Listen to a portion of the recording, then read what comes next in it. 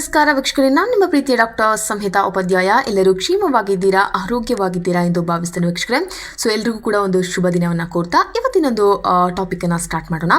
So ಇವತ್ತಿನೊಂದು topic ಏನಪ್ಪ ಅಂತ ಹೇಳಿದ್ರೆ ಅದು ಕಂಪ್ಲೀಟ್ ಆಗಿ ಆರೋಗ್ಯದ ಬಗ್ಗೆ. ಸೊ ನೀವೆಲ್ಲರೂ ಕೂಡ ನೋಡಲೇಬೇಕಾದಂತಹ ಒಂದು ಟಾಪಿಕ್, ಎಸ್ಪೆಷಲಿ ನಮ್ಮ ಒಂದು ಈ ಜನ್ರೇಷನ್ನ ಹೆಣ್ಮಕ್ಳು ಅಲ್ವಾ. ಸೊ ಏನಪ್ಪ ಅದು ಅಂತ ಹೇಳಿದ್ರೆ PCOD PCOS, ಓಕೆನಾ.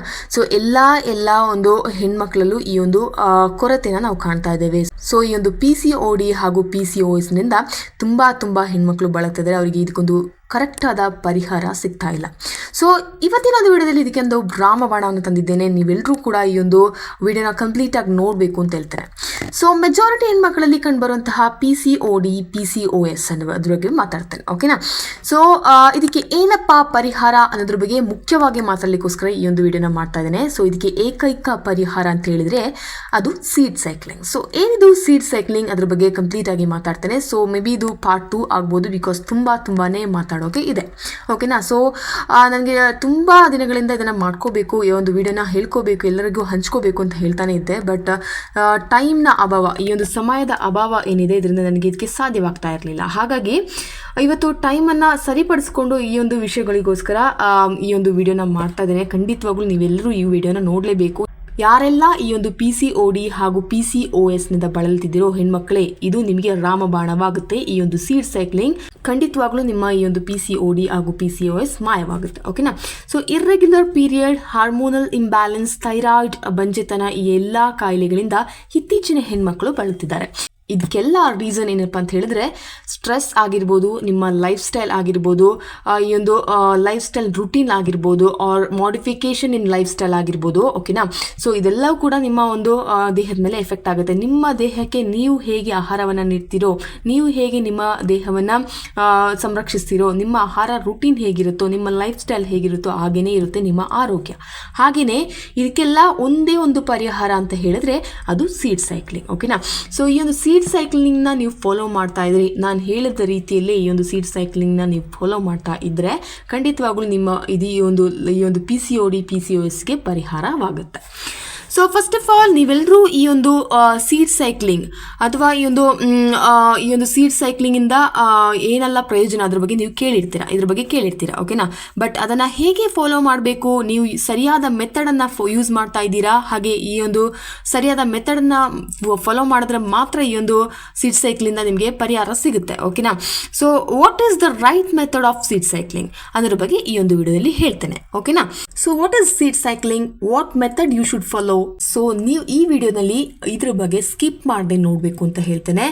ಸೊ ಎಂಡ್ವರೆಗೂ ನೋಡಿ ಅಂತ ಕೇಳ್ಕೊಳ್ತಾ ಇದ್ದೇನೆ, ಬಿಕಾಸ್ ನೀವು ಅರ್ಧಂಬರ್ಧ ಕೇಳ್ಕೊಂಡ್ರೆ ನಿಮ್ಗೆ ಇದ್ರ ಬಗ್ಗೆ ಗೊತ್ತಾಗೋದಿಲ್ಲ. ಸೊ ಯಾವ ಮೆಥಡಲ್ಲಿ ಯಾವ ಟೈಮಿಗೆ ಹೇಗೆ ಇದನ್ನು ಯೂಸ್ ಮಾಡ್ಕೋಬೇಕು ಅನ್ನೋದ್ರ ಬಗ್ಗೆ ನೀವು ಕಂಪ್ಲೀಟ್ ಆಗಿ ಗೊತ್ತಾಗಲೇಬೇಕು ನಿಮಗೆ ಅಂತ ಹೇಳಿದ್ರೆ ಸ್ಕಿಪ್ ಮಾಡದೆ ನೋಡಬೇಕಾಗುತ್ತೆ. ಸೊ ಇದಕ್ಕೆಲ್ಲ ಒಂದೇ ಒಂದು ಪರಿಹಾರ ಅಥವಾ ರಾಮಬಾಣವೇನೆಂದರೆ ಅಂತ ಕೇಳಿದ್ರೆ ನೀವು, ಅದು ಖಂಡಿತ ಹೇಳ್ತೇನೆ ಸೀಡ್ ಸೈಕ್ಲಿಂಗ್ ಅಂತ. ಸೊ ಕರೆಕ್ಟ್ ಟೈಮಿಗೆ ಕರೆಕ್ಟ್ ನ್ಯೂಟ್ರಿಷನ್ ಬ್ಯಾಲೆನ್ಸ್ ಮಾಡುವಂಥದ್ದು ಅದು ಹೇಗೆ ಅದ್ರ ಬಗ್ಗೆ ಈ ಒಂದು ವಿಡಿಯೋದಲ್ಲಿ ನಾನು ಹೇಳ್ತೇನೆ, ಓಕೆನಾ. ಸೊ ಎಸ್, ಹೇಗೆ ಈ ಒಂದು ನ್ಯೂಟ್ರಿಷನ್ ಬ್ಯಾಲೆನ್ಸನ್ನು ಮಾಡ್ಕೋಬಹುದು, ಓಕೆ. ಸೊ ಇದಕ್ಕೆಲ್ಲ ಪರಿಹಾರ ರಾಮಬಾಣವೇನು ಅಂತ ಕೇಳ್ತೀರಾ, ಖಂಡಿತ ಹೇಳ್ತೇನೆ. ಕರೆಕ್ಟ್ ಟೈಮಿಗೆ ಕರೆಕ್ಟ್ ನ್ಯೂಟ್ರಿಷನ್ ಬ್ಯಾಲೆನ್ಸ್ ಮಾಡುವಂಥದ್ದು ಅದು ಹೇಗೆ ಅಂತ ಅದ್ರ ಬಗ್ಗೆ ಹೇಳ್ತೇನೆ. ಸೊ ನ್ಯೂಟ್ರಿಷನ್ ಬ್ಯಾಲೆನ್ಸ್ ಅಂತ ನೀವು ಮಾಡಲೇಬೇಕಾಗುತ್ತೆ. ಸೊ ನ್ಯೂಟ್ರಿಷನ್ ಹೇಗೆ ತಗೊಳ್ತೀರಾ, ಹಾಗೆ ನ್ಯೂಟ್ರಿಷನ್ ನೀವು ತಗೊಳ್ತಾ ಇದ್ದೀರಾ ಅದ್ರ ಬಗ್ಗೆ ಕೇಳ್ತೇನೆ, ಓಕೆನಾ. ಎಸ್, ಬಂಜೆತನ, ಹೇರ್ ಫಾಲ್, ಆಕ್ಟ್, ಮೊಡವೆ ಅಂತ ಏನು ಹೇಳ್ತಾರೆ ಅದು, ಐರನ್ ಕೊರತೆ, ಈ ಎಲ್ಲ ಕೊರತೆಗಳಿಗೆ ಕಾರಣ ನ್ಯೂಟ್ರಿಷನ್ ಡೆಫಿಷಿಯನ್ಸಿ. ಸೊ ಈ ಒಂದು ನ್ಯೂಟ್ರಿಷನ್ ಡೆಫಿಷಿಯನ್ಸಿ ನಿಮ್ಮ ದೇಹದಲ್ಲಿ ಕಾಣ್ತಾ ಇದೆ ಅಂತ ಹೇಳಿದ್ರೆ ಇದರಿಂದ ನಿಮಗೆ ಈ ಒಂದು PCOD PCOS ಬರುತ್ತೆ, ಓಕೆನಾ. ಸೊ ಈ ಒಂದು ನ್ಯೂಟ್ರಿಷನ್ ಡೆಫಿಷಿಯನ್ಸಿ ಅಂದರೆ ನ್ಯೂಟ್ರಿಷನ್ನ ಕೊರತೆ. ಸೊ ಈ ಒಂದು ನ್ಯೂಟ್ರಿಷನ್ನ ನೀವು ಫುಡ್ಡನ್ನು ನೀವು ಏನು ಕನ್ಸ್ಯೂಮ್ ಮಾಡ್ತೀರಾ ಅದರಿಂದನೇ ನಿಮಗೆ ಕರೆಕ್ಟ್ ಮಾಡ್ಕೋಬೋದು. ಅದೇ ಏನು ಈ ಒಂದು ಸೀಡ್ ಸೈಕ್ಲಿಂಗಿಂದ ನಿಮಗೆ ಕರೆಕ್ಟ್ ಫಾಲೋ ಮಾಡಿದ್ರೆ ಮಾತ್ರ ಈ ಒಂದು ನ್ಯೂಟ್ರಿಷನ್ ಸೀಡ್ ಸೈಕ್ಲಿಂಗಿಂದ ನಿಮಗೆ ನ್ಯೂಟ್ರಿಷನ್ನ ವಾಪಸ್ ಪಡ್ಕೋಬೋದು ಅಂತ ಹೇಳ್ತೇನೆ. ಬಂಜೆತನ, ಹೇರ್ ಫಾಲ್, ಆಕ್ಟ್, ಮೊಡವೆ ಅಂತ ಏನು ಹೇಳ್ತಾರೆ ಅದು, ಐರನ್ ಕೊರತೆ, ಈ ಎಲ್ಲ ಕೊರತೆಗಳಿಗೆ ಕಾರಣ ನ್ಯೂಟ್ರಿಷನ್ ಡೆಫಿಷಿಯನ್ಸಿ. ಸೊ ಈ ಒಂದು ನ್ಯೂಟ್ರಿಷನ್ ಡೆಫಿಷಿಯನ್ಸಿ ಏನಪ್ಪ ಅಂತ ಹೇಳಿದ್ರೆ ಈ ಒಂದು ನ್ಯೂಟ್ರಿಷನ್ನ ಕೊರತೆ, ಸರಿಯಾದ ಸಮಯಕ್ಕೆ ಪರಿಪೂರ್ಣವಾದಂತಹ ನ್ಯೂಟ್ರಿಷನ್ ನಿಮ್ಮ ದೇಹಕ್ಕೆ ಸಿಗದೇ ಇರುವುದು ಈ ಒಂದು ನ್ಯೂಟ್ರಿಷನ್ ಡೆಫಿಷಿಯನ್ಸಿ. ಸೊ ಇದು ವಿಟಮಿನ್ D ಕೊರತೆ, ಕ್ಯಾಲ್ಸಿಯಂ ಕೊರತೆ, ಮೆಗ್ನೀಷಿಯಂ ಕೊರತೆ, ಐರನ್ ಡೆಫಿಷಿಯನ್ಸಿ ಆಗಿರ್ಬೋದು. ಸರಿ, ಯಾಕೆ ಹೀಗೆ ಆಗ್ತಾ ಇದೆ ಅಂತ ಹೇಳಿದ್ರೆ ಕಾರಣ ಇಷ್ಟೇ, ನಿಮ್ಮ ದೇಹದಲ್ಲಿ ಸರಿಯಾದ ಸಮಯಕ್ಕೆ ನ್ಯೂಟ್ರಿಷನ್ ಪೂರೈಕೆ ಆಗದೇ ಇರುವುದು. ಸೊ ಸೀಡ್ ಸೈಕ್ಲಿಂಗ್ ಅಂತ ಬಂದಾಗ ನ್ಯೂಟ್ರಿಷನ್ ಬ್ಯಾಲೆನ್ಸ್ ಅಂತ ಏನು ನಾನು ಆವಾಗಲೇ ಹೇಳಿದ್ನೋ ಇದು ಬಹಳ ಮುಖ್ಯ. Because seeds R rich in nutritions. ಪ್ರತಿಯೊಂದು ಸೀಡ್ಗಳಿಗೂ ಅದರದೇ ಆದ ವೈಶಿಷ್ಟ್ಯ, ಕ್ವಾಲಿಟಿ, ರಿಚ್ನೆಸ್ ಅನ್ನು ಹೊಂದಿದೆ. ಹಾಗೂ ಬಹುಮುಖ್ಯವಾಗಿ ವರ್ಕಿಂಗ್ ಪ್ಯಾಟರ್ನ್ ಕೂಡ ಹೊಂದಿದೆ. ಸೊ ಅದರದೇ ಆದ ವರ್ಕಿಂಗ್ ಪ್ಯಾಟರ್ನ್ ಅದು ಹೊಂದಿರೋದ್ರಿಂದ ಈ ಒಂದು ಸೀಡ್ ಸೈಕ್ಲಿಂಗ್ ಪರಿಪೂರ್ಣವಾದಂತಹ ನ್ಯೂಟ್ರಿಷನ್ ನಿಮ್ಮ ದೇಹಕ್ಕೆ ಒದಗಿಸುತ್ತೆ. ಹಾಗಾಗಿ ಇದನ್ನು ನೀವು ಸೇವಿಸಿದಾಗ ಇದು ನಿಮ್ಮ ದೇಹದಲ್ಲಿ ಬೋತ್ ಪಾಸಿಟಿವ್ ಆ್ಯಂಡ್ ನೆಗೆಟಿವ್ ಇಂಪ್ಯಾಕ್ಟನ್ನು ಮಾಡುತ್ತೆ. ಸೊ ನಾನು ಅದನ್ನೇ ಹೇಳ್ತಾ ಇಲ್ಲ ನಿಮಗೆ ಪಾಸಿಟಿವ್ ಇಂಪ್ಯಾಕ್ಟ್ ಮಾತ್ರ ನೀಡುತ್ತೆ ಅಂತ ಹೇಳ್ತಾ ಇಲ್ಲ. ಕೆಲವೊಬ್ಬರಿಗೆ ಈ ಒಂದು ಸೀಡ್ಸ್ ಕೂಡ ಆಗೋದಿಲ್ಲ. ಬಟ್ ಆಲ್ಸೋ ಎಲ್ಲ ರೀತಿಯ ಮನುಷ್ಯರಿಗೂ ಇದು ಆಲ್ಮೋಸ್ಟ್ 99.9% ಜನರಿಗೂ ಕೂಡ ಈ ಒಂದು ಸೀಡ್ಸ್ ಆಗುತ್ತೆ. ಸೊ ಎಲ್ಲೋ ಒಂದು ನೆಗೆಟಿವ್ ಇಂಪ್ಯಾಕ್ಟ್ ಬಂತು ಅಂತ ಅಷ್ಟೇ, ಆದರೆ ಬೋತ್ ಪಾಸಿಟಿವ್ ಆ್ಯಂಡ್ ನೆಗೆಟಿವ್ ಇಂಪ್ಯಾಕ್ಟನ್ನು ಕೂಡ ಉಂಟಾಗುತ್ತೆ. ಸೊ ಪಾಸಿಟಿವ್ ಇಂಪ್ಯಾಕ್ಟ್ ಇದು ಹೆಚ್ಚು, ನೆಗೆಟಿವ್ ಕಮ್ಮಿ ಅಂತಲೇ ಹೇಳ್ಬೋದು. ಓಕೆನಾ? ಸೊ ಹಾಗಾದರೆ ಈ ಒಂದು ಸೀಡ್ ಸೈಕ್ಲಿಂಗ್ ಅನ್ನು ಯಾವ ಪ್ಯಾಟರ್ನಲ್ಲಿ ಫಾಲೋ ಮಾಡಬೇಕು ತುಂಬ ಇಂಪಾರ್ಟೆಂಟ್ ಆಗಿದೆ. ಓಕೆ, ಸೊ ಈಗ ಯಾವ ಸೀಡನ್ನು ಯಾವಾಗ ತೆಗೆದುಕೊಳ್ಬೇಕು, ಯಾವಾಗ ಕನ್ಸ್ಯೂಮ್ ಮಾಡಬೇಕು ಅನ್ನೋದ್ರ ಬಗ್ಗೆ ಹೇಳ್ತೇನೆ. ಓಕೆನಾ? ಇದಕ್ಕಿಂತ ಮುಂಚಿತವಾಗಿ ನಾವು ತಿಳಿದುಕೊಳ್ಬೇಕಾಗಿದ್ದು ಏನು ಅಂತ ಹೇಳಿದ್ರೆ ಸ್ಟೇಜ್ ಆಫ್ ಮೆನ್ಸ್ಟ್ರುಯಲ್ ಸೈಕಲ್. ಓಕೆನಾ? ಸೊ ಮೆನ್ಸ್ಟ್ರುಯಲ್ ಸೈಕಲ್ ಬಗ್ಗೆ ತುಂಬ ಜನರಿಗೆ ಗೊತ್ತಿರುತ್ತೆ, ತುಂಬ ಜನರಿಗೆ ಅರಿವಿರುತ್ತೆ. ತುಂಬ ಮಕ್ಕಳು ಈಗಿನ ಹೆಣ್ಮಕ್ಳು ತುಂಬ ಮೆಚ್ಯೂರ್ಡ್ ಆಗಿ ಅದ್ರ ಬಗ್ಗೆ ತಿಳಿದಿರ್ತಾರೆ. ಬಟ್ ಆದರೂ ಕೂಡ ಹೇಳ್ತೇನೆ ಸ್ಟೇಜ್ ಆಫ್ ಮೆನ್ಸ್ಟ್ರುಯಲ್ ಸೈಕಲ್ ಏನು ಅನ್ನೋದ್ರ ಬಗ್ಗೆ. ಓಕೆನಾ? ಸೊ ಇದ್ರ ಬಗ್ಗೆ ನೀವು ಖಂಡಿತವಾಗ್ಲೂ ಗೊತ್ತಿರಲೇಬೇಕು. ಈ ಒಂದು ಫೇಸಸ್ ಅನ್ನ ನೀವು ಫಾಲೋ ಮಾಡಬೇಕು ಅಂತ ಹೇಳಿದ್ರೆ ನಿಮಗೆ ಈ ಒಂದು ಸ್ಟೇಜಸ್ ಆಫ್ ಮೆನ್ಸ್ಟ್ರುಯಲ್ ಸೈಕಲ್ ಬಗ್ಗೆ ನಿಮಗೆ ಗೊತ್ತೇ ಇರಬೇಕು. So there are 2 phases. ಓಕೆನಾ? So there are 2 phases. ಅಲ್ಲಿ 2 phases ಇದೆ ನಿಮ್ಮ ಒಂದು ಪೀರಿಯಡ್ ಸೈಕಲ್ ನಲ್ಲಿ, ಮೆನ್ಸ್ಟ್ರುಯಲ್ ಸೈಕಲ್ ನಲ್ಲಿ. ಏನಪ್ಪಾ ಅಂತ ಹೇಳಿದ್ರೆ first one is follicular phase and second one is luteal phase. ಓಕೆನಾ? ಸೊ ಈ ಒಂದು 2 ಫೇಸ್ ಏನಪ್ಪಾ ಅಂತ ಅದ್ರ ಬಗ್ಗೆ ಮೊದಲನೇಗಿ ಹೇಳ್ಕೊಡ್ತೇನೆ. ಓಕೆನಾ? ಸೊ ಫಾಲಿಕ್ಯುಲರ್ ಫೇಸ್ ಅಂತ ಹೇಳಿದ್ರೆ ಸಪೋಸ್ ನಾವು 1ನೇ ತಾರೀಕು ಪೀರಿಯಡ್ ಆಗಿದ್ರೆ ಅಂದ್ರೆ ಫ್ರಮ್ 1 to 14 days, ನೀವು ಇವತ್ತು ಪೀರಿಯಡ್ ಆಗಿದ್ರೆ ಅಂದ್ರೆ ಅಲ್ಲಿಂದ 14 days ಏನಿದೆ ಅದು ಫಾಲಿಕ್ಯುಲರ್ ಫೇಸ್. ಓಕೆ? ಸೊ 1ನೇ ತಾರೀಕು ಅಂದರೆ ಇವತ್ತು ನೀವು ಇವತ್ತು ನಿಮಗೆ ಋತುಸ್ರಾವ ಸ್ಟಾರ್ಟ್ ಆಗ್ತಿದೆ ಅಂತ ಹೇಳಿದ್ರೆ ಇವತ್ತಿಂದ ಕ್ಯಾಲ್ಕುಲೇಟ್ ಮಾಡಿ, ಇವತ್ತಿಂದ 14 days ವರೆಗೂ ಅದು ಫಾಲಿಕ್ಯುಲರ್ ಫೇಸ್. ಓಕೆನಾ? I hope you understood. Next luteal phase. ಓಕೆನಾ? ಸೊ ಲ್ಯೂಟಿಯಲ್ ಫೇಸ್ ಅಂತ ಹೇಳಿದ್ರೆ ಇನ್ನು ಈ ಒಂದು 14 days 1ರಿಂದ 14 days ಏನಾಗಿರುತ್ತೆ ಅದು ಬಿಟ್ಟು 15ನೇ ತಾರೀಕು ಯಾವಾಗ ಬರುತ್ತೆ, 15ನೇ ತಾರೀಕು ಅಂತ ಹೇಳಿದ್ರೆ ತಿಂಗಳ 15ನೇ ತಾರೀಕು ಅಲ್ಲ, ಖಂಡಿತವಾಗ್ಲೂ ಅಲ್ಲ. ಸಪೋಸ್ ನೀವು ಇವತ್ತು ಪೀರಿಯಡ್ ಆಗಿದ್ರೆ ಅಂತ ಹೇಳಿದ್ರೆ ಇವತ್ತಿಂದ 14 days ಕ್ಯಾಲ್ಕುಲೇಟ್ ಮಾಡ್ಕೊಳ್ಳಿ. ಅದರ ನೆಕ್ಸ್ಟ್ ಡೇ ಯಾವಾಗ ಬರುತ್ತೆ ಆವಾಗಿಂದ 15 days. ಓಕೆ? ಸೊ ಇವತ್ತು ಪೀರಿಯಡ್ ಆಗಿದ್ರ ಅಂತ ಹೇಳಿದ್ರೆ ಇವತ್ತು ತಾರೀಕು 10 ಅಲ್ವಾ? ಸೊ 10ರಿಂದ ಈ ಒಂದು ಇವತ್ತು ಸ್ಟಾರ್ಟ್ ಆಗಿದೆ, ಇವತ್ತು ನಿಮಗೆ ಪೀರಿಯಡ್ ಸ್ಟಾರ್ಟ್ ಆಗಿದೆ ಅಂದರೆ 10ರಿಂದ 20ಕ್ಕೆ 20ನೇ ಡೇಟಿಗೆ ನಿಮಗೆ 10 ದಿನವಾಗುತ್ತೆ. ಜೊತೆಗೆ 24ಕ್ಕೆ ನಿಮಗೆ 14 days ಆಗುತ್ತೆ. ಓಕೆನಾ? ಸೊ 14 days ಏನಾಗಿದೆ 24ನೇ ತಾರೀಕಿಗೆ ನಿಮಗೆ 24 ಡೇಟಿಗೆ ನಿಮಗೆ 14 days ಆಗುತ್ತೆ. ಆಗ 25 ಡೇಟಿಗೆ ನಿಮ್ಮ 15 days of menstrual cycle start ಆಗುತ್ತೆ. ಓಕೆನಾ?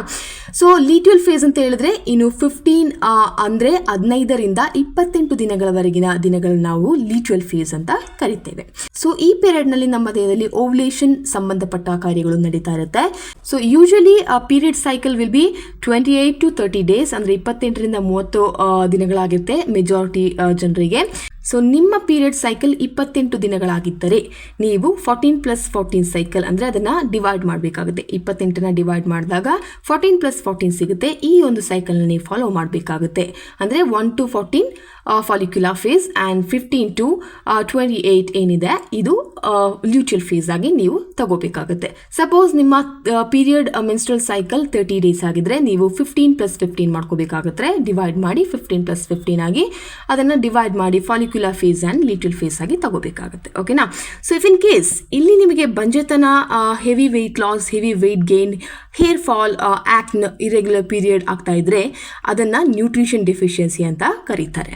ಬಟ್ ಈ ಒಂದು ಫಾಲಿಕ್ಯುಲರ್ ಫೇಸ್ ಮತ್ತು ಲ್ಯೂಟಿಯಲ್ ಫೇಸಲ್ಲಿ ನೀವು ಈ ಒಂದು ಸೀಡ್ಗಳನ್ನು ಕರೆಕ್ಟಾದ ಟೈಮಿಗೆ ತಗೊಂಡ್ರೆ ಮಾತ್ರ, ಕರೆಕ್ಟಾದ ಟೈಮಿಗೆ ಹಾಗೂ ಕರೆಕ್ಟಾದ ರೀತಿಯಲ್ಲಿ ಇದನ್ನು ನೀವು ಫಾಲೋ ಮಾಡಿದ್ರೆ ನಿಮಗೆ ಈ ಒಂದು ಇದರ ರಿಸಲ್ಟ್ ಕಮ್ಮಿ ಅಂದರೆ 3 to 6 ಮಂತಲ್ಲಿ ನಿಮಗೆ ಇದರ ಒಂದು ರಿಸಲ್ಟ್ ಬಂದೇ ಬರುತ್ತೆ. ಹಾಗೆ ಇದು ಮಾತ್ರ ಸಾಕಾಗೋದಿಲ್ಲ. ಈ ಒಂದು ಬೀಜಗಳು ಏನಿದೆ, ಸೀಡ್ಸ್ ಏನಿದೆ, ಇದನ್ನ ಮಾತ್ರ ನೀವು ತಗೊಂಡ್ರೆ, ಕರೆಕ್ಟಾದ ಟೈಮಿಗೆ ತಗೊಂಡ್ರೆ ಮಾತ್ರ ಸಾಕಾಗೋದಿಲ್ಲ ಖಂಡಿತವಾಗ್ಲೂ. ಹಾಗೆ ಲೈಟ್ ಆಗಿ ನಿಮ್ಮ ಜೀವನ ಶೈಲಿಯನ್ನು ಕೂಡ ನೀವು ಬದಲಾಯಿಸಬೇಕಾಗುತ್ತೆ.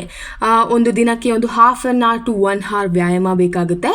ಜೊತೆಗೆ ನಿಮ್ಮ ಲೈಫ್ ಸ್ಟೈಲಲ್ಲಿ ನೀವು ತುಂಬ ಈ ಒಂದು ಹೆಲ್ದಿ ಫ್ಯಾಟ್ನ ತಗೋಬೇಕಾಗುತ್ತೆ. ಹೆಲ್ದಿ ಫ್ಯಾಟ್ ಅಂತ ಹೇಳಿದ್ರೆ ಆ ಒಂದು ಫ್ಯಾಟ್ ನಿಮ್ಮ ಬಾಡಿಯಲ್ಲಿ ಅಂಟ್ಕೋಬೇಕಾಗುತ್ತೆ. ಸೊ ಅದು ಹೆಲ್ತಿ ಫ್ಯಾಟ್ ಅಂತ ಹೇಳ್ತೀವಿ.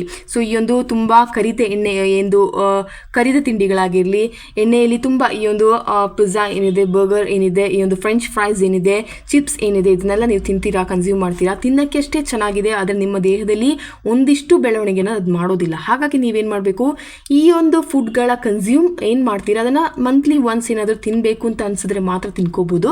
ಬಟ್ ಆದರೂ ಕೂಡ ಇದನ್ನು ಕಮ್ಮಿ ಮಾಡೋದು ಸಾಧ್ಯವಾದರೆ ಈ ಒಂದು ಫುಡ್ಗಳನ್ನ ನೀವು ಬಿಡೋದೇ, ನಿಮ್ಮ ದೇಹದ ಬಗ್ಗೆ ನಿಮಗೆ ತುಂಬ ಕಾನ್ಸಂಟ್ರೇಟ್ ಮಾಡ್ತೀರಾ ಅಂತ ಹೇಳಿದ್ರೆ ಖಂಡಿತವಾಗ್ಲೂ ಈ ಒಂದು ಫುಡ್ಗಳ ಹ್ಯಾಬಿಟನ್ನು ಬಿಡೋದೇ ಒಳ್ಳೆಯದು ಅಂತ ನಾನು ಹೇಳ್ತೇನೆ.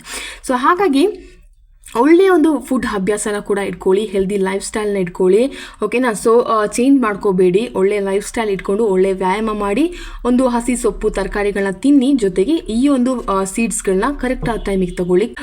ಖಂಡಿತವಾಗ್ಲೂ ಈ ಒಂದು PCOD PCOS ಗುಣವಾಗುತ್ತೆ, ಓಕೆನಾ. ಸೊ ಈ ಒಂದು ಸೀಡ್ ಸೈಕ್ಲಿಂಗ್ ಬಗ್ಗೆ ನೆಕ್ಸ್ಟ್ ವಿಡಿಯೋದಲ್ಲಿ ಹೇಳ್ತೇನೆ, ಪಾರ್ಟ್ 2 ಅಲ್ಲಿ. ಖಂಡಿತವಾಗ್ಲೂ ನೀವೆಲ್ಲರೂ ಕೂಡ ವಾಚ್ ಮಾಡಿ ಅಂತ ಹೇಳ್ತೇನೆ. ಈಗಾಗಲೇ ತುಂಬ ಮಿನಿಟ್ಸ್ ಆಗಿದೆ, so you can watch it in part 2, ಓಕೆನಾ. ಸೊ ಇದ್ರ ಬಗ್ಗೆ ಏನೋ ಡೌಟ್ ಇದ್ದರೆ ಖಂಡಿತವಾಗ್ಲೂ ಕಮೆಂಟ್ ಮಾಡಿ ತಿಳಿಸಿ ಅಂತ ಹೇಳ್ತಾ ಇವತ್ತಿನೊಂದು ವಿಡಿಯೋನ ಸ್ಟಾಪ್ ಮಾಡ್ತೇನೆ. Until then see you, it's me doctor Samhita Upadhyay. ಧನ್ಯವಾದಗಳು.